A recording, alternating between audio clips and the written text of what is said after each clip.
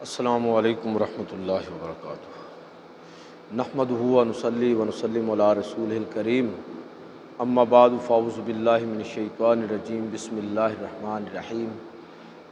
افحکم الجاہلیۃ یبغون ومن احسن من اللہ حکما لقوم یوقنون۔ صدق اللہ مولانا العظیم و صدق رسولہ النبی الکریم الامین، ونحن علی ذالک من الشاہدین والشاکرین والحمد للہ رب العالمین۔ واجب الاحترام سامعین و حاضرین، اللہ کے فضل اور توفیق سے آج کے خطبہ جمعۃ المبارک میں جس موضوع پر چند باتیں عرض کرنا چاہتا ہوں، اس کا تعلق پچھلے خطبے کے ہی تناظر میں چند مزید نکات کہ پچھلے خطبے میں نے پچھلے جمعے میں عرض کیا تھا کہ بہت ساری جو جاہلی اقدار ہیں وہ جدید انداز اور جدید پیرائے کے اندر آج بھی ہماری سوسائٹی کے اندر دوبارہ پروان چڑھ رہے ہیں۔ اگرچہ اللہ کے پیغمبر صلی اللہ علیہ وسلم نے یہ واضح اعلان فرمایا تھا کہ جاہلیت کی ہر قدر جو ہے، کل امر الجاہلیتی موضوعۃ تحت قدم ھذا، حضور نے فرمایا تھا کہ جاہلیت کی ہر قدر کو میں اپنے پاؤں کے نیچے روند کر جا رہا، اور بالکل ایسا ہی ہوا کہ نبی صلی اللہ علیہ وسلم نے ان جاہلی قدروں کو اس انداز میں ختم فرمایا اور اس انداز میں وہ جاہلی قدریں دب گئیں، اور ماحول اس قدر تبدیل ہوا کہ بقول حالی کے خود نہ تھے جو راہ پر اوروں کے ہادی بن گئے۔ کیا نظر تھی جس نے مردوں کو مسیحا کر دیا۔ تو یہ منظر ہمیں پھر نظر آتا ہے۔ لیکن اس کے بعد آنے والے دور میں اور آج کے دور میں بالخصوص میں بات کر رہا ہوں کہ وہ جو جاہلی اقدار تھیں، جسے آپ جاہلیت کی رسمیں کہتے ہیں، بس وہ نئے انداز، نئے پیراہن کے اندر دوبارہ ہمیں سوسائٹی کے اندر نظر آتی ہے۔ تو اللہ کے نبی صلی اللہ علیہ وسلم نے ان جاہلی قدروں کو ختم کیا تھا۔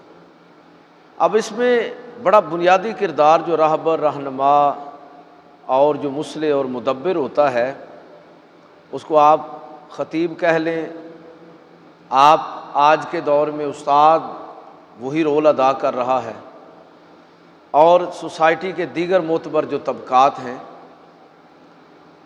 تو یہ رول بڑا اہم ہے۔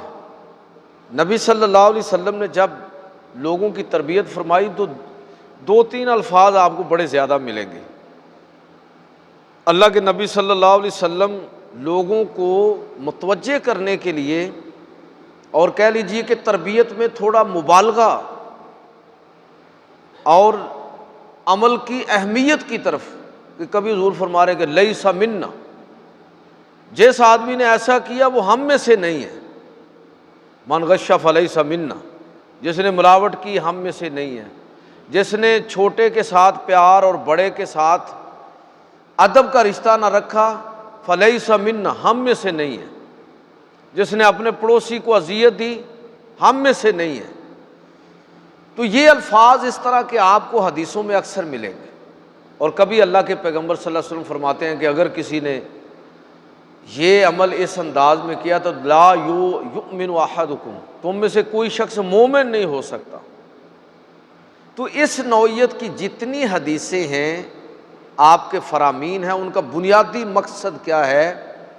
وہ ظاہر ہے کہ لوگوں کی تربیت ہے، لوگوں کی اخلاقیات کو ٹھیک کرنا، یہ آپ صلی اللہ علیہ وسلم کے پیش نظر ہے۔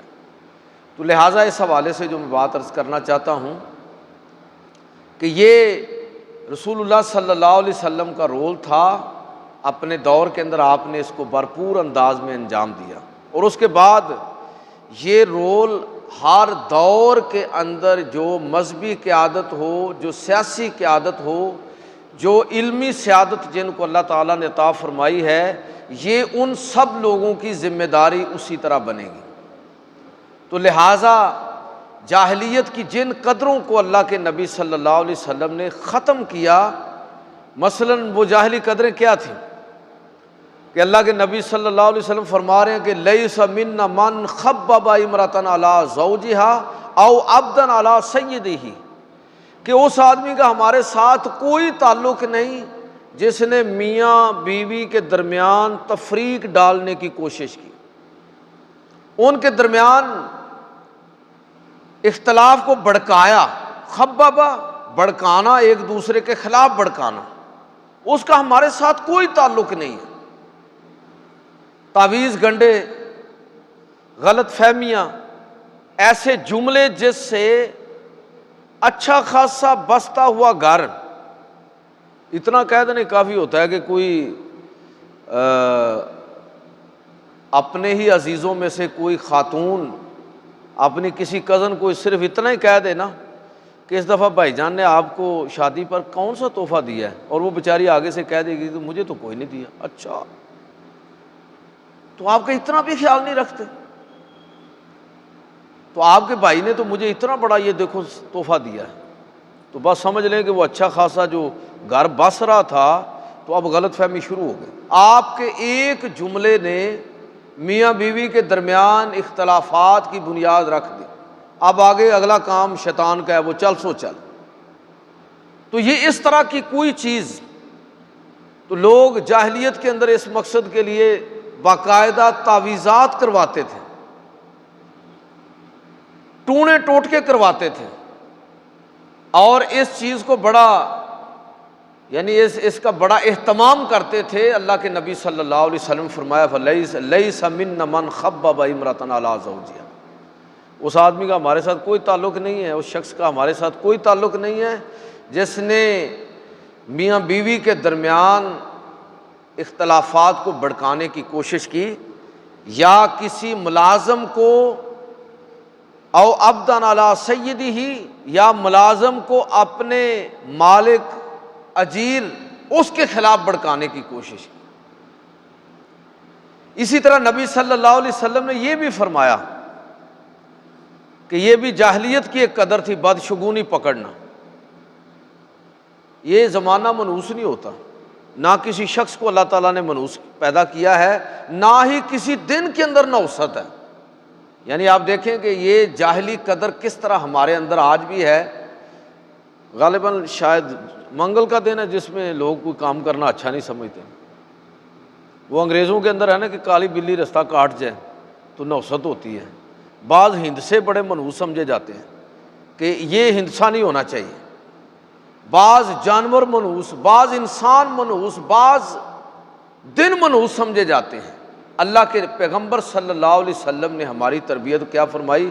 فرمایا کہ لیس منا من تطیر او تطیر لہ، اس آدمی کا ہمارے ساتھ کوئی تعلق نہیں جس نے بدشگونی جو ہے وہ کی ہے، یا اس کے بارے میں کوئی بدشگونی کسی نے پریڈکٹ کی اور اس نے اس کو تسلیم کر لیا، تو اس شخص کا یعنی برا شگون لینے والا، اس کا ہمارے ساتھ کوئی تعلق نہیں ہے۔ میں جو بات آپ سے عرض کرنا چاہتا وہ یہ ہے کہ جاہلیت کی اس نوعیت کی تمام اقدار میں جس کو اللہ کے نبی نے ختم فرمایا، رد کیا، یہ جملہ آپ کو کامن ملے گا۔ حضور نے فرمایا لیس منا، وہ شخص ہم میں سے نہیں ہے، لا یؤمن احدکم، تم میں سے کوئی شخص مومن نہیں ہو سکتا۔ یہ اس طرح کے جملے جو حدیثوں کے اندر آتے ہیں تو اس کا بنیادی مقصد کیا ہے؟ تاکہ لوگوں کو احساس دلایا جائے کہ جاہلیت کی وہ قدر جو ہے وہ سماجی طور پر کتنی تباہ کن ہے، اور اس سے بچنا کس قدر ضروری اور لازم ہے۔ اسی لیے ایسی ہی اس نوعیت کی جتنی جاہلی قدریں ہیں، نبی کریم صلی اللہ علیہ وسلم، پچھلے جمعے بھی یہی موضوع تھا کہ اللہ کے پیغمبر صلی اللہ علیہ وسلم کی یہ حدیث ہماری رہنمائی کرتی ہے۔ حضرت جبیر بن مطعم رضی اللہ تعالیٰ عنہ روایت کرتے ہیں کہ نبی صلی اللہ علیہ وسلم فرمایا لیس منا من دعا الی عصبیۃ، اس آدمی کا ہمارے ساتھ کوئی تعلق نہیں ہے جس نے کسی عصبیت یعنی ناجائز ناحق کام کی حمایت میں کھڑا ہونے کی دعوت دی۔ وَلَيْسَ مِنَّا مَنْ قَاتَلَ عَلَىٰ صَبِيَّةٍ، اور اس آدمی کا ہمارے ساتھ کوئی تعلق نہیں ہے جس نے کسی لڑائی یا جنگ کے لیے عصبیت کی بنیاد پر ابھارا، اور فرمایا وَلَيْسَ مِنَّا مَنْ مَاتَ عَلَىٰ عَصَبِيَّةٍ، اور اس آدمی کا ہمارے ساتھ کوئی تعلق نہیں جو کسی ایسی ہی عصبیت پر پوری زندگی رہا اور پھر اسی پر اس کی موت آ گئی۔ وہ عصبیتیں کیا ہیں؟ وہ مسلک کی عصبیت ہو سکتی ہے، وہ سیاسی عصبیت ہو سکتی ہے، وہ ذات برادری کی عصبیت ہو سکتی ہے، وہ عصبیت رنگ و نسل کی ہو سکتی ہے، وہ زبان اور علاقے کی عصبیت ہو سکتی ہے۔ تو اللہ کے پیغمبر صلی اللہ علیہ وسلم نے فرمایا کہ اگر کسی نے اس بنیاد پر ناحق کسی کو پکارا، آواز دی اور اپنی حمایت میں کھڑا کرنا چاہا تو ایسے شخص کا ہمارے ساتھ کوئی تعلق نہیں ہے، چاہے کتنا ہی تعلق کسی کے ساتھ کیوں نہ ہو۔ یہ حدیث اکثر آپ سنتے ہیں کہ اللہ کے پیغمبر صلی اللہ علیہ وسلم نے ارشاد فرمایا، صحیح بخاری کی حدیث ہے کہ انصر اخاک ظالما و مظلوما، کہ لوگوں اپنے بھائی کی مدد کرو چاہے وہ ظالم ہو یا مظلوم ہو۔ صحابہ نے عرض کی یا رسول اللہ کہ مظلوم کی مدد تو سمجھ آتی ہے، ظالم کی مدد کیسے کریں؟ تو نبی کریم صلی اللہ علیہ وسلم فرمایا کہ تمہارا اپنے بھائی کی اگر وہ باطل پر ہے، غلط ہے، تو اس کی مدد یہ ہے کہ تم اس کا ہاتھ پکڑ لو، اس کو وہ غلط کام نہ کرنے دو، اس وجہ سے اس کے ساتھ کھڑے نہ ہو جاؤ کہ تمہارا بھائی ہے، تمہارا قبیلہ اور خاندان ہے، تمہارا اور اس کا کوئی مسلک ایک ملتا ہے۔ تو اللہ کے پیغمبر صلی اللہ علیہ وسلم نے فرمایا کہ مظلوم کی مدد تو واضح ہے، ظالم کی مدد یہ ہے کہ اس کا ہاتھ پکڑ لو، خود بھی محفوظ ہو جاؤ گے اور اس کو بھی محفوظ کر لو۔ تو ایسی عصبیت پر، یہ عصبیت جاہلیت اور جہنم کی طرف لے کر جانے والی یہ عصبیت ہے، یہ جاہلیت ہے اور اس کا انجام جہنم کی صورت میں ہے۔ صلح حدیبیہ کا واقعہ اگر آپ پڑھیں قرآن مجید فرقان حمید کے اندر سورۃ الفتح، کہ جب مسلمان عمرہ کے لیے گئے سن 6 ہجری میں، تو پوری دنیا سے بالخصوص پورے عرب سے لوگ بیت اللہ میں آ رہے ہیں عمرے کے لیے، زیارت کے لیے، کسی کو روک ٹوک نہیں ہے، لیکن جب مسلمان مدینہ سے نکلے ہیں تو ان کو روک دیا گیا۔ قرآن مجید فرقان حمید سورۃ الفتح کی آیت نمبر 26 کے اندر اللہ تعالیٰ نے بالخصوص اہل مکہ کے اس رویے کو تنقید کا نشانہ بنایا، مذمت کی ان کی، اس لیے کہ مسلمانوں کو اس کار خیر سے روکنے کی کوئی وجہ اور سبب نہیں تھی، صرف جاہلی عصبیت، ہٹ درمی اور ضد ہے کہ مسلمان یہ نہیں کر سکتے، یہ عمرہ بیت اللہ کی زیارت کے لیے نہیں آ سکتے، اور اس کی بنیاد کیا ہے؟ صرف انا ہے، ضد ہے، ہٹ درمی ہے اور جاہلیت ہے۔ میں کہنا یہ چاہتا ہوں کہ اللہ تعالیٰ نے اس نوعیت کی جو ایک جاہلی رویہ ہے اس کو رد فرمایا، اور اللہ کے رسول صلی اللہ علیہ وسلم نے اس حوالے سے ہماری تربیت کی کہ لیس منا من دعا الی صبیۃ، اگر کسی شخص نے محض عصبیت کی بنیاد پر اس نوعیت کا کوئی طرز عمل اختیار کیا اور لوگوں کو اس طرح کی جاہلیت کی طرف بلایا تو اس کا ہمارے ساتھ کوئی تعلق نہیں ہے۔ اب آگے چلیے، چوتھی چیز کہ جس کے ختم کرنے کا اعلان اور جس کی اصلاح اللہ کے پیغمبر صلی اللہ علیہ وسلم نے فرمائی، وہ کیا ہے کہ بہت سارے لوگ یہ بالکل سمجھتے ہیں کہ یہ بات حق ہے اور یہ بات سچ ہے، جانتے ہیں کہ جو ان کا موقف ہے وہ موقف درست نہیں ہے۔ اور میں اکثر ایک بات عرض کیا کرتا ہوں کہ اللہ تعالیٰ نے انسان کے اندر ایک ایسا مفتی بٹھایا ہوا ہے کہ جب بھی بندہ اس سے فتویٰ طلب کرے تو وہ صحیح فتویٰ دیتا ہے۔ انسان کا ضمیر، انسان کی وہ فطرت جس پر اللہ تعالیٰ نے انسان کو پیدا کیا، وہ کبھی انسان کو غلط گائیڈ نہیں کرتی۔ انسان کا ضمیر اور اس کا اندر پکار کر اس کو کہتا ہے کہ ہاں یہی حق ہے، یہی سچ ہے۔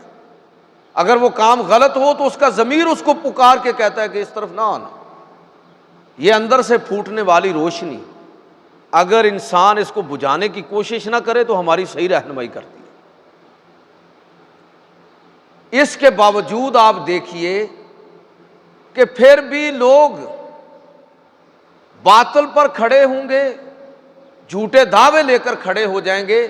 اللہ کے نبی صلی اللہ علیہ وسلم نے جاہلیت کے اندر یہ عام طریقہ تھا کہ ایک قبیلہ اور خاندان ہے، اور اس کا جس قبیلے اور خاندان کے ساتھ اس قبیلے کا تعلق، اس انسان کا جس قبیلے کے ساتھ تعلق ہوگا، جس خاندان کے ساتھ تعلق ہوگا، وہ ہر حال میں اس کی مدد کرے گا، نصرت کرے گا، اس کے ساتھ کھڑا ہوگا۔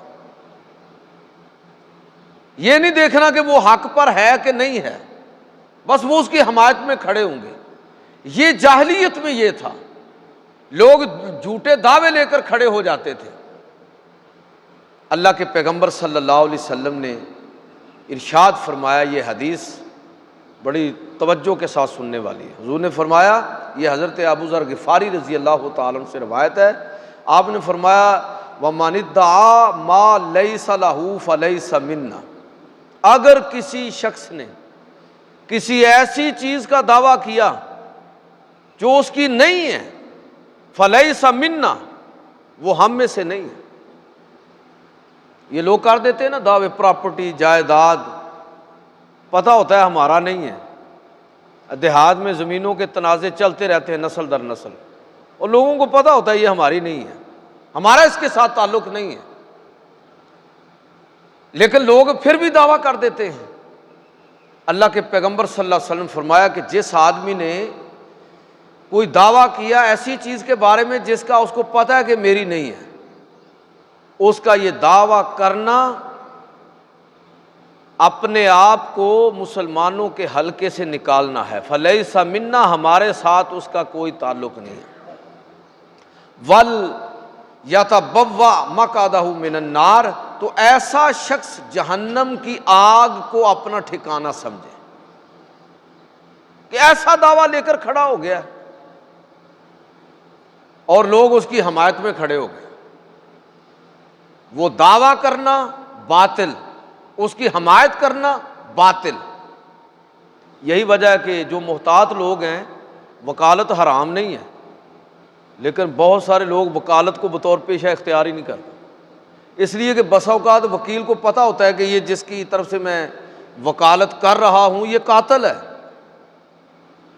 اس مقدمے میں یہ اس کا حق بنتا ہی نہیں ہے، لیکن پھر بھی وہ اس کے لیے دلائل کھڑے کریں گے، اس کے لیے ماحول بنائیں گے، تعلقات استعمال کریں گے، تو پھر اس طرح کا رزق سارے کا سارا حرام ہو جائے گا۔ جب بندے کو پتہ ہو نا کہ یہ حق نہیں ہے اس کا جس کے لیے میں نے دلائل گڑ گڑ کے جج کے سامنے پیش کیے۔ یہ صحیح بخاری کی حدیث ہے، حدیث نمبر 7169، جس کا مفہوم یہ ہے کہ اللہ کے پیغمبر صلی اللہ علیہ وسلم نے ارشاد فرمایا کہ اے لوگو، میں انسان ہوں، تم میں سے بہت سارے لوگ اپنے مقدمے میرے پاس لے کر آتے ہیں، اور تم میں سے بعض لوگ زیادہ چرب زبان اور بات کرنے میں ماہر ہوتے ہیں۔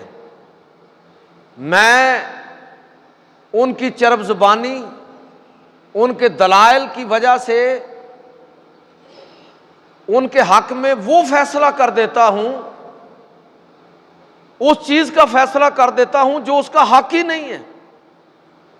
بھئی اللہ کے نبی صلی اللہ علیہ وسلم کو تو پھر اللہ کی طرف سے علم آ جاتا تھا۔ عام قاضی کے لیے تو یہ ہے کہ وہ انہی دلائل اور قرائن اور شواہد کے مطابق فیصلہ کرے گا جو اس کے سامنے رکھے جائیں گے۔ بس اوقات جج کو پتہ ہوتا ہے یہ آدمی قاتل ہے، لیکن وہ اپنے علم کی بنیاد پر فیصلہ نہیں کرتا، دلائل کی بنیاد پر، گواہوں کی بنیاد پر، شواہد اور قرائن کی بنیاد پر اس نے فیصلہ کرنا ہوتا ہے، اس کی مجبوری ہوتی ہے۔ تو اللہ کے نبی صلی اللہ علیہ وسلم نے فرمایا کہ دیکھو لوگوں، تم میرے پاس آتے ہو اور بعض لوگ بات کرنے کا زیادہ بہتر ڈھنگ جانتے ہیں، ہو سکتا ہے کہ میں ان کے حق میں فیصلہ کر لوں، تو اگر وہ ایسی چیز کا میں ان کے لیے فیصلہ کروں جس کو وہ سمجھتے ہیں کہ یہ ہماری نہیں ہے، تو وہ یہ جان لے کہ میں اس کے ہاتھ میں جہنم کی آگ کا ٹکڑا دے رہا ہوں۔ یہ کیا ہے؟ یہ وہ جاہلیت ہے جس میں لوگ پڑے ہوئے تھے، اور یہ وہ جاہلیت ہے کہ جس کے اندر لوگ آج بھی پڑے ہوئے، پتہ ہے کہ میرا حصہ ہی نہیں ہے، میرا حق نہیں ہے، مقدمہ کر دیا، چلو اگلے بندے کو ذلیل ہی کریں گے، کو 5-10 سال مقدمہ چلے گا، اس کو لگ سمجھ جائے گی۔ یہ رویہ، یہ جاہلیت پر مبنی ہے، اور اللہ کے پیغمبر صلی اللہ علیہ وسلم نے اس کی مذمت اور مرمت فرمائی۔ قرآن مجید فرقان حمید کی آیت مقدسہ ہے، اللہ تعالیٰ ارشاد فرماتا ہے وَلَا تَأْكُلُوا أَمْوَالَكُمْ بَيْنَكُمْ بِالْبَاطِلِ، اے لوگو باطل طریقے سے باہم ایک دوسرے کے مال مت کھاؤ، وَتُدْلُوا بِهَا إِلَى الْحُكَّامِ لِتَأْكُلُوا فَرِيقًا مِّنْ أَمْوَالِ النَّاسِ بِالْإِثْمِ وَأَنْتُمْ تَعْلَمُونَ، اور یہ ہے کہ اسی مال کو تم دوسروں تک پہنچنے کا، حکام تک پہنچنے کا وسیلہ اور ذریعہ بناؤ، کہ تاکہ دوسرے کا مال ہڑپ کر لو، جبکہ تمہیں اچھی طرح پتہ ہے کہ اصل بات کیا ہے، تمہیں پتہ ہے کہ حق اور سچ کیا ہے، لیکن تم اس مال کو بطور رشوت دوسرے کا مال ہڑپ کرنے کے لیے استعمال کرتے ہو، تو باطل طریقے کے ساتھ ایک دوسرے کا مال مت کھاؤ۔ اب دیکھیں لوگ کس طرح حرام کھانے کے لیے پھر کس طرح رشوتیں دیتے ہیں۔ یہ جاہلیت کی وہ بیماری اور مرض آج بھی ہماری سوسائٹی کے اندر موجود ہے۔ بعض محتاط لوگ اسی رشوت کا نام جو ہے نا فیس رکھ لیتے ہیں، سروس چارجز رکھ لیتے ہیں، گفٹ کی صورت میں دیتے ہیں۔ بعض لوگ ہیں نا وہ نہیں لیتے، رشوت نہیں لیتے، ان کے بارے میں پتہ ہے کہ یہ رشوت نہیں آدمی لیتا، ان کو قابو کیسے کیا جاتا ہے؟ نہیں جی وہ کچھ تحائف آپ کی خدمت میں پیش کرنے تھے،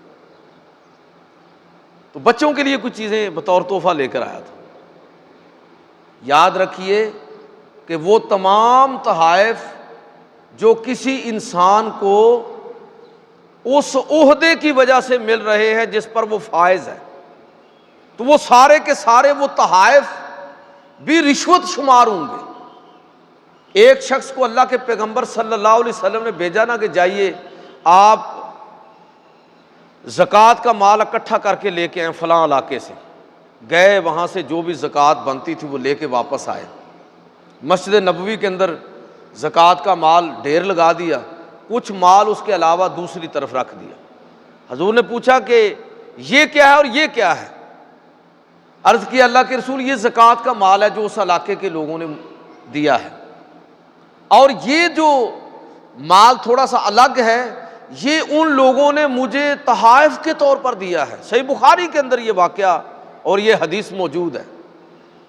تو نبی کریم صلی اللہ علیہ وسلم غضبناک ہو گئے، فرمایا کہ لوگ کیوں نہیں اپنی ماؤں کے گھروں میں بیٹھے رہے، پھر دیکھتے کہ کون ان کو تحفے تحائف دیتا ہے۔ لہٰذا وہ تمام تحائف جو کسی عہدے اور منصب کی وجہ سے کسی انسان کو پیش کیے جائیں تو وہ بھی رشوت کے زمرے کے اندر آتے ہیں۔ اب یہ بات ذہن میں رکھیے اور پھر دیکھیے کہ اس وقت ہم کیا کر رہے ہیں، ہمارے معاشرے کے اندر کیا ہو رہا ہے۔ کیا یہ حقیقت نہیں ہے کہ ہم نے اسی رشوت کا نام سروس چارجز رکھ لیا ہے، فیس رکھ لیا ہے، تحفہ رکھ لیا ہے، یا کوئی اور چیز رکھ لی ہے؟ یاد رکھیے کہ خنزیر کو آپ بکری کہیں، ہرن کہیں، یا اس کا اور کوئی بڑا خوبصورت سا نام رکھ لیں، خنزیر خنزیر ہی رہے گا، وہ حلال نہیں ہوگا، وہ حرام ہے ہر صورت میں۔ تو اللہ کے پیغمبر صلی اللہ علیہ وسلم نے یہ جو بیماری تھی اس دور کے اندر، اس حوالے سے واضح آپ صلی اللہ علیہ وسلم نے ہدایات ارشاد فرمائی۔ واضح طور پر نبی کریم صلی اللہ علیہ وسلم نے لوگوں کی تربیت فرمائی۔ لہٰذا اس نوعیت کی جتنی بھی چیزیں ہو سکتی ہیں وہ ساری کی ساری، چاہے وہ کسی دعویٰ کی صورت میں ہوں یا کسی انسینٹیو کی صورت میں ہوں، وہ اسلام کی نظر میں ساری چیزیں حرام کے زمرے میں جائیں۔ اب آگے چلیے، اسی انداز میں جاہلیت میں ایک اور بہت بڑا مرض اور ایک اور بہت بڑی بیماری کہ لوگ یعنی سرداری، عہدہ، اقتدار، اس کے لیے لڑتے تھے۔ تاریخ کے ہر دور میں یہ تماشا لگا رہا ہے، لیکن اللہ کے نبی صلی اللہ علیہ وسلم نے لوگوں کی تربیت کیا فرمائی؟ لوگوں کی تربیت یہ فرمائی کہ عہدہ اور اقتدار، پہلے تو یہ تصور دیا کہ یہ خدمت ہے، سیاست سب سے بڑی خدمت ہے۔ جب آپ کے پاس کوئی عہدہ ہوتا ہے تو اصل میں آپ غور کریں تو آپ کے پاس خدمت کا بہت بڑا ایک موقع پیدا ہوتا ہے۔ اسی لیے حضور نے فرمایا تھا کہ سید القوم خادمہم، لوگوں کے جو سردار ہیں، لوگوں کا جو سردار ہوتا ہے، کسی قوم کا سردار، وہ ان کا خادم ہوتا ہے۔ خدمت کا سب سے بڑا موقع جب کسی کو کوئی سٹیٹس مل جاتا ہے، کوئی عہدہ حاصل ہو جاتا ہے، کوئی ذمہ داری ملتی ہے، وہ لینا نہیں چاہتا لیکن مل جاتی ہے اس کو، تو وہ ذمہ داری یہ خدمت کے جذبے کے ساتھ تو زیادہ موقع بنتا ہے اس کے لیے لوگوں کی خدمت کا۔ نبی کریم صلی اللہ علیہ وسلم کی حدیث ہے کہ نبی صلی اللہ علیہ وسلم فرمایا کہ اگر کوئی شخص عہدے اور اقتدار کا خواہش مند ہو تو اس کو عہدہ اور اقتدار مل جاتا ہے، لیکن اللہ تعالیٰ کی جو توفیق ہے یا اللہ تعالیٰ کا جو فضل اور کرم ہے وہ ایک طرف کھڑا ہو جاتا ہے۔ لیکن اگر وہ اس عہدے اور اقتدار کا بھوکا نہ ہو، ہر حال میں جائز یا ناجائز طریقے سے اس کو حاصل کرنے کے درپے نہ ہو، تو پھر اللہ تعالیٰ کی مدد، نصرت اور توفیق اس کے شامل حال ہو جاتی ہے۔ تو یہ خدمت کا ایک ذریعہ اور طریقہ تھا۔ رسول اللہ صلی اللہ علیہ وسلم نے اسی پر لوگوں کی تربیت فرمائی کہ یہ لوگوں کی امامت، بظاہر دیکھیے یہ دنیا داری ہے نا، کہ اگر ایک آدمی کے پاس ایک منصب ہے، لیکن اگر اس منصب کو اس نے صحیح طور پر استعمال کیا تو نبی کریم صلی اللہ علیہ وسلم فرمایا کہ ان افضل عباد اللہ عند اللہ منزلۃ یوم القیامت امام عادل رفیق،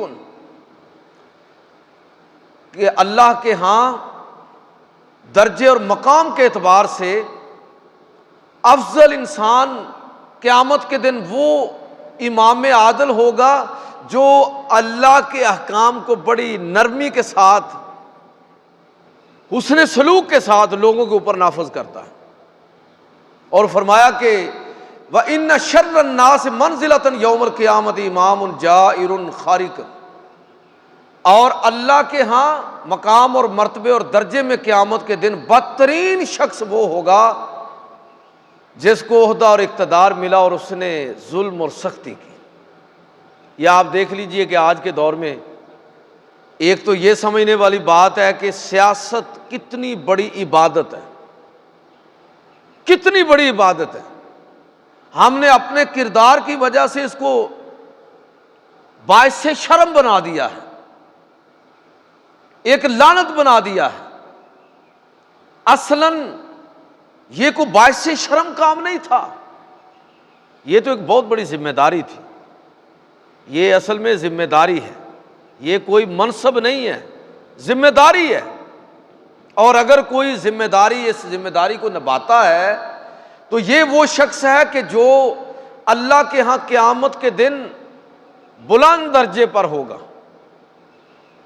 میں کہنا یہ چاہتا ہوں کہ بدقسمتی آپ دیکھیے کہ وہ جو جاہلیت کے اندر لوگ قتل و غارت کرتے تھے اقتدار کے حصول کے لیے، لڑائی جھگڑے کرتے تھے، جائز اور ناجائز طریقے اختیار کرتے تھے، اور اللہ کے نبی صلی اللہ علیہ وسلم نے اس مزاج اور ماحول کو بالکل تبدیل کر دیا۔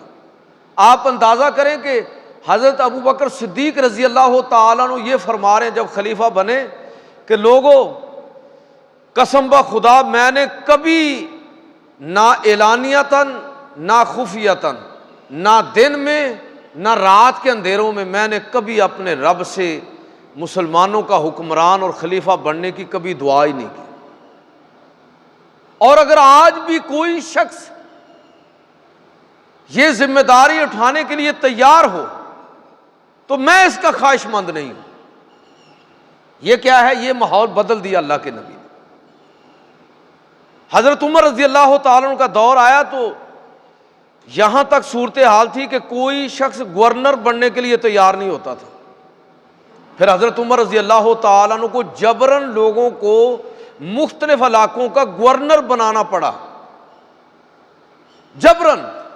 اور ساتھ آپ فرماتے تھے کہ خبردار اگر کسی آدمی نے میرے حکم کی خلاف ورزی کی اور انکار کیا، عہدہ اور گورنری لینے سے اگر انکار کیا تو پھر یاد رکھنا کہ میں بھی اس منصب کو چھوڑ دوں گا، پھر بنا لینا جس کو چاہتے ہو اپنا خلیفہ بنا لینا۔ نہ کوئی خلیفہ بننا چاہتا ہے، نہ کوئی گورنر بننا چاہتا ہے۔ لیکن آج آپ دیکھ لیجئے کہ جاہلیت کے اندر جو رویے تھے اسلام سے پہلے، اسلام نے جس کو بالکل تبدیل کر دیا، آج وہی جاہلی قدر ہمارے معاشرے کے اندر ہے۔ آپ ذرا دیکھیں جو ہمارے اس وقت پاکستان کا ماحول ہے، آج کی جو حزب اقتدار ہے، کل یہ حزب اختلاف تھی، اور آج کی جو اپوزیشن ہے کل یہ حکمران پارٹی تھی، دونوں ایک دوسرے کو تباہ کرنے پر تلے ہوئے ہیں، اور اس میں آخری حد تک جانے کے لیے تیار ہیں۔ اللہ تعالی ہمیں معاف فرمائے، اللہ تعالی ہمارے حال پر رحم فرمائے۔ اور یہ لوگ جو کر رہے ہیں یہ اصل میں ہمارے رویوں کا، ہماری عملی زندگی کا، بحیثیت قوم جو کچھ ہم لوگ کر رہے ہیں یہ اس کا مظہر ہے، یہ اس کا پرتو ہے۔ ان لوگوں کے رویے وہی ہیں جو ہماری زندگی جن کے مطابق گزر رہی ہے۔ اللہ کے نبی صلی اللہ علیہ وسلم نے ہماری تربیت کیا فرمائی؟ حضور سید عالم صلی اللہ علیہ وسلم نے ارشاد فرمایا کہ لوگوں، میرے بعد ایسے حکمران آئیں گے کہ نہ تو وہ میری سیرت پر ہوں گے اور نہ ہی ان لوگوں کا میری سنت کے ساتھ کوئی تعلق ہوگا۔ یہ مستدرک حاکم کی حدیث نمبر 265 ہے۔ حدیث کے ذرا الفاظ سنیے اور پھر ذرا ہم اپنی عملی زندگی کو دیکھیں۔ حضور صلی اللہ علیہ وسلم نے ارشاد فرمایا، حضرت کعب انصاری وہ روایت کرتے ہیں کہ حضور نے فرمایا کہ من صدقہم بکذبہم وعانہم علی ظلمہم فاولئک لیسوا منی ولست منہم ولا یردون علی حوضی، کہ جس نے ایسے حکمرانوں کی، ان کے جھوٹ پر معاونت کی، فمن صدق بکذبہم وعانہم علی ظلمہم، جن لوگوں نے ایسے حکمرانوں کی، ان کے جھوٹ پر معاونت کی اور ظلم پر ان کی مدد کی، حضور نے فرمایا کہ فاولئک لیسوا منی ولست منہم، نہ ان کا ہمارے ساتھ کوئی تعلق ہے نہ میرا ان کے ساتھ کوئی تعلق ہے، اور وہ حوض کوثر پر میرے قریب نہیں آئیں گے، نہیں آ پائیں گے، جبکہ ہر کوئی اس وقت ترس رہا ہوگا اور ضرورت مند ہوگا۔ اور حضور صلی اللہ علیہ وسلم نے فرمایا وَمَن لَّمْ يُصَدِّقْهُمْ بِكَذِبِهِمْ وَلَمْ يُعِنْهُمْ عَلَىٰ ظُلْمِهِمْ، اور وہ شخص کہ جس نے وقت کے حکمرانوں کی غلط بات پر تصدیق نہیں کی اور ظلم پر ان کی مدد نہیں کی، فَأُولَٰئِكَ مِنِّي وَأَنَا مِنْهُمْ، وہ مجھ سے ہیں اور میں ان سے ہوں۔ اور فرمایا وَسَيَرِدُونَ عَلَيَّ حَوْضِي، اور وہ ان قریب حوض کوثر پر میرے ساتھ ہوں گے۔ میرے بھائیوں، آج وہی جاہلی قدر، وہی عصبیتیں جس کی بنیاد پر اسلام نے ان لوگوں کی مذمت کی، تردید کی کہ اگر کوئی شخص محض عصبیت کی وجہ سے کسی آدمی کی حمایت کرتا ہے تو وہ اپنا ٹھکانہ جہنم بناتا ہے۔ حضور نے فرمایا کہ لیس منا من دعا الی عصبیۃ، جس نے ناحق کسی کو حمایت کے لیے پکارا اس کا ہمارے ساتھ کوئی تعلق نہیں ہے۔ تو آپ اندازہ کیجئے کہ آج ہمارے عملی رویے کیا ہیں۔ وہ حکمرانوں کو بد دعائیں دیتے رہتے ہیں، گالیاں نکالتے رہتے ہیں کہ انہوں نے ملک تباہ کر دیا۔ یہ بات صحیح ہے، بالکل صحیح بات ہے کہ ہمارے حکمرانوں نے یہ 70-75 سال کے عرصے میں ملک کو تباہ کر کے رکھ دیا، لوٹ مار کی انتہا کر دی ہے، جائیدادیں باہر ہیں، سارے مفادات باہر ہیں۔ یہاں وہ لوگ جو یہاں پر ہیں وہ کس طرح کے مسائل کا سامنا کر رہے ہیں، یہ باتیں بالکل صحیح ہیں، لیکن اس سے بھی زیادہ اہم سوال یہ ہے کہ یہ حکمران ان کی ہر حال میں مدد کرنے والے اور معاونت کرنے والے کون ہیں؟ یہ بڑا خوبصورت جملہ ہے کہ اعمالکم اموالکم، جو تمہارے اعمال ہیں وہی تمہارے حکمران ہیں۔ جو ہمارے سماجی رویے ہیں، جو ہمارا کریکٹر ہے، جو ہمارا عملی کردار ہے، وہی حکمرانوں کے اندر آپ کو نظر آئے گا، وہی اوپر آپ کو نظر آئے گا۔ تو جب ہم ٹھیک نہیں ہیں تو حکمران کیسے ٹھیک ہو سکتے ہیں؟ جب میں یہ چاہتا ہوں کہ ایسے شخص کو آگے لے کے آؤں جو ہر جائز اور ناجائز کام میں میری مدد اور نصرت کرے، تو وہ لوگ کیسے ٹھیک ہو سکتے ہیں؟ لہٰذا اسی طرح کے لوگ ہمارے حکمران بن کے آ رہے ہیں۔ اللہ کے پیغمبر صلی اللہ علیہ وسلم نے ہماری جو تربیت فرمائی تھی، اگر کسی شخص نے اس بنیاد پر، اس لیے میں ایک جملہ اکثر بولا کرتا ہوں کہ یہ جو ہمارے ہاں ایک ٹرم استعمال ہوتی ہے نا، سیاسی اصطلاح جیالہ، تو جیالہ اصلاً کسی احمق اور بے وقوف آدمی کو کہا جا سکتا ہے۔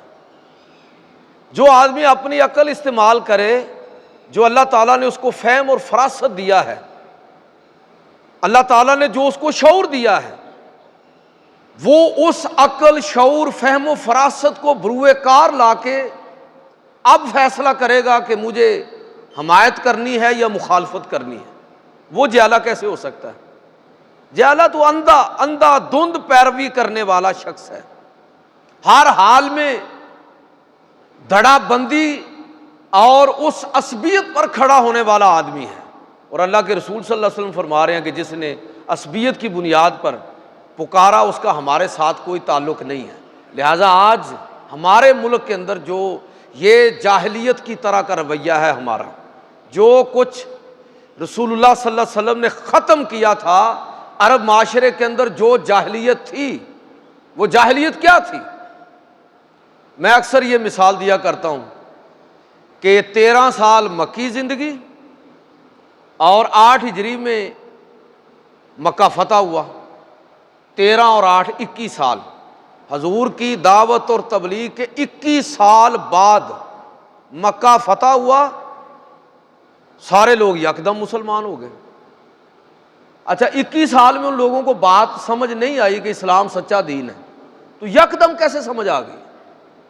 اس کا مطلب یہ ہے کہ بات سمجھ کی نہیں تھی، سمجھ ان کو تھی پہلے بھی۔ انہوں نے رسول اللہ صلی اللہ علیہ وسلم کے بارے میں یہ کہا ہوا تھا کہ وہ صادق ہیں، امین ہیں، سچے ہیں، تو پھر اسلام کیوں نہیں قبول کیا؟ جاہلیت کی عصبیت کی وجہ سے کہ نہیں جی ہمارا قبیلہ جو ہے وہ اس طرف کھڑا ہے، ہمارا دھڑا دوسرا ہے۔ اس عصبیت کی وجہ سے وہ لوگ اسلام کی طرف نہیں آئے، اور جب وہ عصبیت ٹوٹ گئی تو یک لخت سارے کا سارا عرب جو ہے وہ مسلمان ہو گیا۔ مجھے آپ یہ بتائیے، کیا آج ہم لوگ بھی عملاً، فزیکلی، کیا ہم بھی اسی جاہلیت پر نہیں ہیں؟ آپ دیکھیے کہ ابھی جو ملک کے اندر افراتفری مچی ہوئی ہے، اس کے اندر جس طرح لوگوں کے اندر یہ مسل کی عصبیتیں ہیں نا، کہ یہ سنی ہے، وہابی ہے، دیوبندی ہے، اہل حدیث ہے، شیعہ ہے، لوگ مر جائیں گے اس عصبیت پر۔ یہ عصبیت بھی شرک ہے۔ اسی طرح یہ سیاسی عصبیتیں جو لوگوں نے پار رکھی ہیں، یہ بھی شرک کی سرحدوں کو چھو رہی ہیں۔ کہ لوگ دیکھتے ہی نہیں ہیں کہ حق کیا اور سچ کیا ہے۔ بھائی کون سی پارٹی کی آپ بات کرتے ہیں؟ اللہ کے نبی صلی اللہ علیہ وسلم نے فرمایا کہ لیس منا من دعا الی سبیۃ، اس آدمی کا ہمارے ساتھ کوئی تعلق نہیں جس نے ناحق ناجائز طور پر کسی عصبیت پر کھڑے ہونے کے لیے دوسرے لوگوں کو پکارا اور ان کو دعوت دی۔ اور آج یہ پوری قوم اسی جاہلیت پر پورے یقین کے ساتھ کھڑی ہے۔ کیسے تبدیلی آئے گی؟ ہم لوگ خود اپنے آپ کو ٹھیک نہیں کرنا چاہتے، یہ دین ہماری دنیا سنوارنا چاہتا ہے، ہماری آخرت سنوارنا چاہتا ہے۔ ہم بات سننے کے لیے تیار ہی نہیں ہیں، ہم دین کی طرف توجہ کرنے کے لیے تیار ہی نہیں ہیں۔ جاہلیت کی جن قدروں کو اللہ کے پیغمبر صلی اللہ علیہ وسلم نے فرمایا تھا کہ کل امر الجاہلیتی موضوعۃ تحت قدمی ھذا، لوگوں جاہلیت کی ہر قدر کو میں اپنے پاؤں کے نیچے روند کر اس دنیا سے جا رہا ہوں، وہ ساری کی ساری قدریں ہم نے دوبارہ زندہ کر دی۔ اگر ہم نے بچنا ہے نا، اس ملک کو بچانا ہے، اپنے آپ کو بچانا ہے، اپنی نسلوں کو بچانا ہے، خدا کے لیے ان عصبیتوں کو، ان پر لعنت بھیجیں، ان کو چھوڑ دیں۔ اللہ نے جو آپ کے اندر مفتی بٹھایا ہوا ہے نا، اس کی آواز کو سنا کریں۔ وہ مفتی آپ کو بتائے گا کہ سچ کیا ہے اور حق کیا ہے، اس کی آواز کو سنیں بھی اور اس کے مطابق چلنے کی کوشش کریں، نہ کہ ان ظاہری عصبیتوں اور مفادات کے تابع ہو کر۔ اللہ تعالیٰ مجھے اور آپ کو عمل کی توفیق عطا فرمائے۔